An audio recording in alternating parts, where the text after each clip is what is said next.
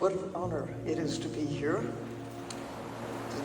with you, Mr. President, ministers, to everyone who actually relies on the ocean for their existence. I think that covers the ground pretty much. So tonight, as we celebrate this film festival, let's come together to be the guardian of beauty. God watch over the world. God watch over the world.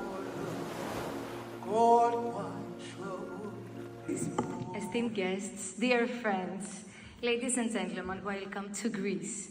Welcome to the 9th Our Ocean Conference and to the 1st Our Ocean Film Festival. Thank you very much for traveling from all over the world to be here with us tonight. For 3 days, we will embark on a journey of exploration, inspiration, and advocacy for the protection and preservation of our precious marine ecosystems.